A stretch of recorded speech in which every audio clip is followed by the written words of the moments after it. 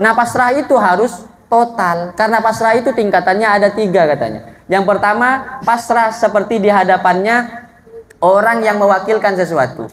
Contoh misalnya Pak, ini sebagai wakil saya punya duit, tolong belikan saya rokok atau belikan saya motor. Saya pasrah kepada siapa Pak? Kepada Bang Rijal ini kan. Tapi ada enggak keraguan di hati saya ketika saya pasrah?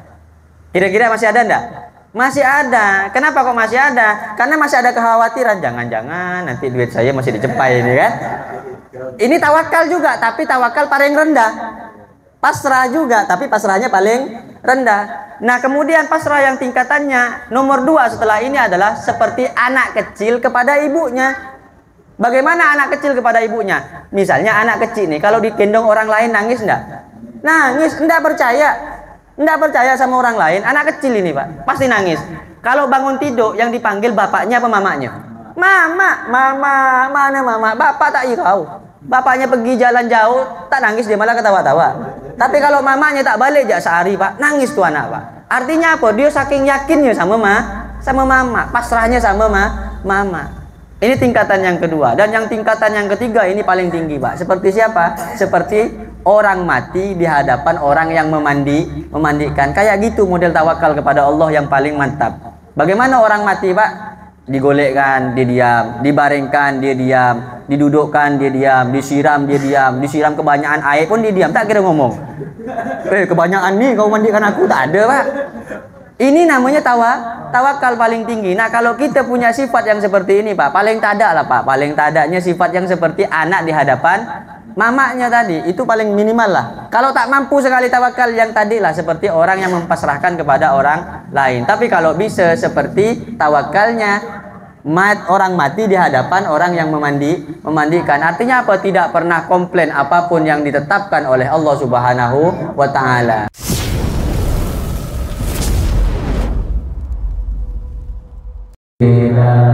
Assalamualaikum warahmatullahi wabarakatuh.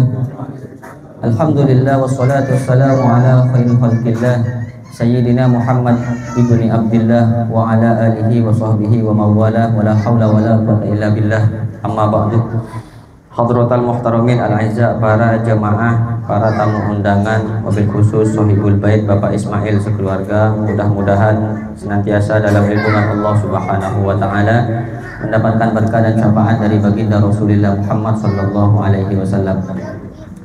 Masih melanjutkan hadis yang ke-9 yang diriwayatkan oleh sahabat Nabi Muhammad sallallahu alaihi wasallam yang bernama Mu'adz bin Jabal radhiyallahu taala anhu, bahwa beliau mengatakan, ya bani Adam, wahai anak Adam, malulah engkau ketika engkau bermaksiat kepadaku. Maka konsekuensinya ketika kita hendak melakukan maksiat, walaupun peluang untuk melakukan maksiat itu begitu besar, godaan dari setan itu sangat luar biasa kepada kita, tapi ketika kita mengatakan inni akhafullah ta'ala, wahai Allah saya takut kepadamu, dicoba sama setan, diuji sama setan, digoda sama setan untuk mengambil harta milik orang lain, untuk menipu orang lain. Tapi ketika kita sadar bahwa Allah adalah zat yang maha melihat, dan kita berucap, wahai Allah saya takut kepadamu, karena saya takut kepadamu, saya jauhi maksiat untuk durhaka kepadamu. Maka ketika itu, kelak di hari kiamat, kata Allah Subhanahu wa Ta'ala, aku akan malu kepadamu untuk menyiksamu. Konsekuensinya adalah Allah Subhanahu wa Ta'ala tidak akan menyiksa kita di hari kiamat. Apa sebab? Karena ketika kita hendak melakukan maksiat, kita yakin bahwa Allah melihat kita dan kita malu kepada Allah Subhanahu wa Ta'ala. Kemudian kata Allah, ya bani Adam, tub ilayya ukrimuka karamatal anbiya. Wahai anak Adam, silakan engkau bertaubat atas segala dosa-dosamu. Sebesar apapun dosamu, jika engkau taubat kepadaku, maka dosa-dosamu akan diampuni. Maka ketika diampuni oleh Allah Subhanahu wa Ta'ala, Allah memberikan kemuliaan seperti mulianya para nabi. Ini kemuliaan untuk siapa? Orang yang mau bertaubat kepada Allah. Yang dosa saja Pak, sedosa, sebanyak dosanya, sing akeh dosane, yang banyak dosanya saja, ketika diampuni oleh Allah Subhanahu wa Ta'ala, diberikan kekeramatan seperti keramatnya para nabi. Lalu bagaimana orang yang dosanya sedikit atau bahkan tidak punya dosa, kemudian dia betul-betul minta ampun kepada Allah Subhanahu wa Ta'ala? Tentunya dia sangat mulia di hadapan Allah, baik itu di dunia ataupun di akhirat. Yang salah siapa? Yang salah adalah orang yang sudah tahu, yang sudah sadar bahwa dirinya banyak dosa, banyak kesalahan, banyak kelalaian, tidak mau melaksanakan perintah Allah, taubat pun tidak mau. Taubat pun tidak mau. Bahkan di penghujung akhir hayatnya pun dia masih dengan egonya, dia tidak mau meminta ampun kepada Allah Subhanahu wa taala. Maka matinya yang seperti ini adalah mati min su'il khatimah, mati dalam keadaan buruk di hadapan Allah Subhanahu wa taala. Kemudian kata Allah, ya bani Adam law laqaitani yaumal qiyamah wa ma'aka hasanatun mislu ahli al-ardi lam aqbil minka hatta tusaddiquni bi wa'di wa wa'idi. Wahai anak Adam, sekalipun engkau nanti di akhirat banyak pahalanya, banyak ganjarannya, akan tetapi engkau tidak pernah percaya kepadaku dan tidak yakin terhadap janji-janjiku. Maksudnya terhadap firman-Nya Allah kita tidak yakin, terhadap surga kita tidak yakin, terhadap adanya neraka juga kita tidak yakin. Sekalipun banyak pahalanya, maka kata Allah Subhanahu wa taala, lam akbil, saya tidak akan pernah menerima pahala itu. Kemudian kata Allah, ya bani Adam inni anar razzaq wa antal marzuk. Wahai anak Adam, saya adalah zat yang memberikan rezeki, wa antal marzuk, dan engkau adalah orang yang saya beri rezeki. Wa ta'lamu anni ufika rizqaka, dan kamu tahu bahwa akulah yang mencukupkan rezekimu. Kita ini Pak, berapalah gajinya kita Pak? Kerjanya kita berapalah Pak? Cukup enggak dengan sehari-harinya kita? Kalau secara logika tak cukup, bayar ledeng, bayar listrik, tagihan banyak dan sak macamnya. Dihitung-hitung tak cukup, tapi sampai hari ini hidup. Anaknya ada di pesantren, anaknya sekolah, anaknya ada di mana-mana. Anaknya masih menjalani masa pendidikan. Cukup saja. Itu berkatnya siapa? Berkatnya Allah Subhanahu wa taala. Dan kita yakin, kita tahu bahwa kecukupan itu diberi oleh Allah Subhanahu wa taala. Lalu kenapa kita mengandalkan akal kita berlebihan? Muntah alaku tak ngakan nih gua. Muntah alaku tandi PC. Bu sampean mulai dari rembik kasa sampai raja makin, sampai besar sampai sekarang ini mun benih dari Allah, dari saya ada sekian. Saya beda ya ada aneh kah? Cek dari Allah Subhanahu wa taala saja. Keng karo lebet Bang Mael, maka syukuri. Alhamdulillah. Terima kasih ke Allah, terima kasih ke Bang Mael. Sekelangkong laku onceng boleh ki kan seneka. Berarti kita bersyukur kepada Allah. Ingat, setiap sesuatu yang diberikan oleh Allah itu tidak langsung jatuh dari langit, pasti melalui orang lain. Dan kita wajib bersyukur kepada Allah melalui orang lain. Misalnya ada orang yang bantu kepada saya, dan saya hanya bersyukur kepada Allah, alhamdulillah. Tapi tidak bersyukur, terima kasih kepada orang yang bantu saya, ini sia-sia. Kenapa? Sebab karena man lam yashkur lilnas lam yashkur lillah. Orang yang tak pandai terima kasih ke orang lain, berarti sejatinya dia tidak terima kasih kepada Allah. Makasih, biasakan diri. Ada orang bantu kita, makasih ya udah bantu saya. Biasakan diri. Jangan cuma alhamdulillah saja, alhamdulillah, tapi tak mau terima kasih kepada orang lain. Ini keliru dan salah. Maka dari itu para hadirin yang dirahmati oleh Allah Subhanahu wa taala, masih lanjut tentang cerita kemarin dan di hadis yang membahas tentang rezeki, bahwa rezeki ini semuanya diberi oleh Allah Subhanahu wa taala. Ini sudah ditakar, Pak. Sudah ada takdirnya. Ada seorang tokoh sufi yang bernama Ibrahim bin Adham. Ini sebentar cerita ya, sedikit. Ada seorang tokoh sufi yang bernama Ibrahim bin Adham. Ibrahim bin Adham ini Pak seorang raja. Orang yang berdarah biru, bangsawan, orang raja, orang kaya raya. Akan tetapi suatu saat dia memiliki hobi yang sama mungkin dengan kita. Apa hobinya? Berburu. Kalau kita mungkin mancing, Pak ya. Mancing, tapi hobinya raja, Pak, berburu. Kalau hobinya kita yang kerja bangunan, mancing gitu kan. Mirip-mirip lah sedikit kan ya. Mirip-mirip. Intinya kan sama-sama nangkap hewan begitu. Jadi Ibrahim bin Adham ini pergi ke hutan berburu. Ketika dia hendak berburu, dia sudah melengkapi perlengkapan untuk melakukan pemburuan. Di saat perjalanan tadi merasa lapar. Dia udah bawa nasi, Pak. Turun dari kendaraannya, turun dari kudanya, dia kemah di situ. Yampar nasi, Pak. Ngampar tikar, kemudian nasinya dibuka. Tiba-tiba, Pak, ada burung gagak yang berwarna hitam yang mencuri rotinya, yang mengambil rotinya. Jadi roti yang cukup besar ini dimakan sama burung gagak, dibawa terbang. Lah Ibrahim bin Adham ini heran. Loh, ini kok burung gagak ini mampu bawa roti saya. Akhirnya diikuti, Pak. Terbangnya burung gagak ini diikuti sampai ke suatu tempat yang begitu tinggi, katakanlah bukit perbukitan. Dilihat oleh Ibrahim bin Adham, burung tadi masih menggigit sebuah roti tadi, sepotong roti tadi masih berada di gigitannya burung, dilihat dari kejauhan. Akhirnya diintai sama Ibrahim bin Adham, naik ke atas gunung untuk nengok burung tadi.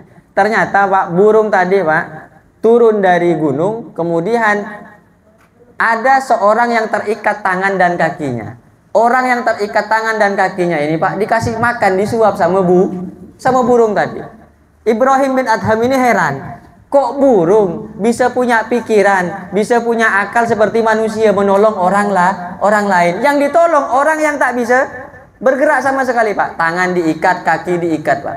Akhirnya tetap hidup orang tadi karena apa? Bantuannya siapa? Burung. Bapak paham kan, Pak, ya? Bantuannya burung. Burung Bapak bantu biasanya, Pak? Tidak pernah bantu ya? Ya, yang penting paham dulu lah, yang penting paham. Jangan ketawa, San. Kau bilang burung, nyaring pula, San. Nah, setelah itu kemudian Ibrahim bin Adham ini datang ketika melihat ada orang yang disuap oleh burung menggunakan rotinya Ibrahim bin Adham dan melihat orang tadi terikat tangan dan kakinya. Ibrahim bin Adham ini cepat ditolong, Pak, dibukakan ikatan tali yang ada di tangan, dibukakan ikatan tali yang ada di kaki. Ditanya, apa sebab terjadi dengan kau ini, wahai laki-laki? Dijawab sama laki-laki tadi, wahai Pak, saya ini, Pak, diikat tangan saya, diikat kaki saya kena begal, Pak. Saya ini habis dunia saya, Pak. Saya ini mau pergi ke suatu tempat, saya bawa makanan banyak, saya bawa harta banyak, Pak. Kemudian di tengah jalan saya dibegal. Saat dibegal habis, Pak. Tangan saya ini diborgol pakai tali, Pak. Dan syukurnya alhamdulillah, Pak, dalam kondisi seperti ini, Pak, ada makhluk Allah yang baik. Ini, Pak, yang ngasih makan saya ini, Pak, yang Bapak tengok burungnya. Burung tadi, teretan, itu ngasih makan orang yang diikat tangannya. Barokahnya apa? Barokahnya orang tadi selama 7 hari ini betul-betul pasrah kepada Allah. Ya Allah, hidup dan matiku, inni wajjahtu wajhiya lilladzi fataras samawati wal arda hanifan musliman wa ma ana minal musyrikin.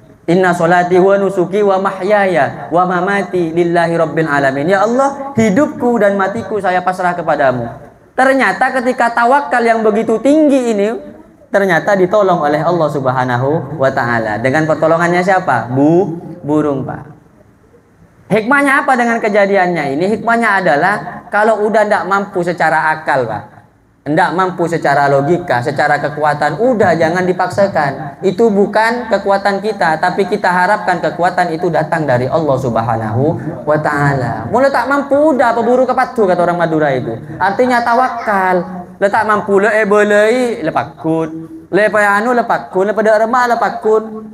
Usaha lepakun, udah peburu kepatu sampai atua ke Gusti Allah. Bilang kepada Allah, ya Allah, saya pasrah kepadamu, ini terserah engkau, ya Allah. Nah, pasrah itu harus total, karena pasrah itu tingkatannya ada 3 katanya. Yang pertama, pasrah seperti di hadapannya orang yang mewakilkan sesuatu. Contoh misalnya, Pak, ini sebagai wakil saya punya duit, tolong belikan saya rokok atau belikan saya motor. Saya pasrah kepada siapa, Pak? Kepada Bang Rijal ini, kan? Tapi ada enggak keraguan di hati saya ketika saya pasrah? Kira-kira masih ada enggak? Masih ada. Kenapa kok masih ada? Karena masih ada kekhawatiran, jangan-jangan nanti duit saya masih dicepai ini, kan? Ini tawakal juga, tapi tawakal paling rendah. Pasrah juga, tapi pasrahnya paling rendah. Nah, kemudian pasrah yang tingkatannya nomor 2 setelah ini adalah seperti anak kecil kepada ibunya. Bagaimana anak kecil kepada ibunya? Misalnya anak kecil nih, kalau digendong orang lain nangis enggak? Nangis, enggak percaya. Enggak percaya sama orang lain, anak kecil ini, Pak, pasti nangis. Kalau bangun tidur yang dipanggil bapaknya apa mamanya? Mama, mana mama? Bapak tak tahu. Bapaknya pergi jalan jauh, tak nangis, dia malah ketawa-tawa. Tapi kalau mamanya tak balik jak sehari, Pak, nangis tuh anak, Pak. Artinya apa? Dia saking yakinnya sama mama, pasrahnya sama mama. Ini tingkatan yang kedua. Dan yang tingkatan yang ketiga ini paling tinggi, Pak. Seperti siapa? Seperti orang mati di hadapan orang yang memandikan. Kayak gitu model tawakal kepada Allah yang paling mantap. Bagaimana orang mati, Pak?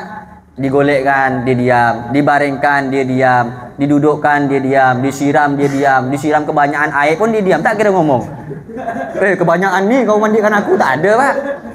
Ini namanya tawakal paling tinggi. Nah kalau kita punya sifat yang seperti ini Pak, paling tak ada lah Pak, paling tak adanya sifat yang seperti anak di hadapan mamanya tadi, itu paling minimal lah. Kalau tak mampu sekali tawakal yang tadi lah, seperti orang yang mempasrahkan kepada orang lain. Tapi kalau bisa seperti tawakalnya orang mati di hadapan orang yang memandikan. Artinya apa? Tidak pernah komplain apapun yang ditetapkan oleh Allah Subhanahu wa Ta'ala. Ada pengajian hujan kayak begini Pak, sehingga dengan adanya hujan jemaah berkurang, udah tawakal bagi ke Allah, tak usah komplain. Oh muntang endi pas hujan ya Allah, saya nggak, tak usah. Tak usah komplain, tidak perlu, karena itu tingkatan paling tinggi. Tapi kalau komplain tingkatan yang paling rendah tadi itu, masih tak percaya dengan Allah. Syukur dikasih hujan, hujannya pun air, mun betul. Kan kelero boleh Riki. Jadi orang tuh salah terus Pak, dikasih hujan salah, dikasih panas salah, dikasih hujan panas. Wah lain lagi ngomongnya, weh ada hantu gitu dia kan. Ada orang lahirkan tak ada lakinya lah apa kan. Aneh-aneh jadinya. Jadi para hadirin yang dirahmati oleh Allah Subhanahu wa Ta'ala, dengan kajian pada kesempatan yang berbahagia ini, mudah-mudahan kita bisa menjadi orang yang bertawakal kepada Allah Subhanahu wa Ta'ala sesuai dengan firman Allah, wa may yatawakkal 'alallahi fahuwa hasbuh. Allah, orang yang senantiasa tawakal, pasrah kepada Allah Subhanahu wa Ta'ala, apa yang diinginkan insya Allah dicukupkan oleh Allah Subhanahu wa Ta'ala. Mungkin cukup ini yang bisa disampaikan, mudah-mudahan ada berkah, hikmah dan manfaatnya. Hadana wa iyyakum ila siratikal mustaqim. Assalamualaikum warahmatullahi wabarakatuh. Bismillahirrahmanirrahim. Alhamdulillahi rabbil alamin, wassalatu wassalamu ala asyrafil mursalin sayyidina wa maulana Muhammadin wa ala alihi wa sahbihi ajmain. Allahumma ij'al jam'ana hadza jam'an marhuma wa tafarruqana min ba'dihi tafarruqan ma'suma wa la taj'al lahum lana syaqiyyan dhallan aw matrudan aw mahruma. Allahumma la taj'al fi majlisina hadza ahadan illa wasalta bima'it taubati dzunubah wa satarta bi rida'il maghfirati uyubah. Rabbana hab lana min azwajina wa dhurriyyatina wa jamil hadirina fi hadzal majlis qurrata a'yunin waj'alna lil muttaqina imama. Rabbana atina fid dunya hasanah wa fil akhirati hasanatan wa qina adzabannar. Subhana rabbika rabbil izzati amma yasifun wa salamun alal mursalin walhamdulillahi rabbil alamin. Taqabbal minna bi asraril Fatihah.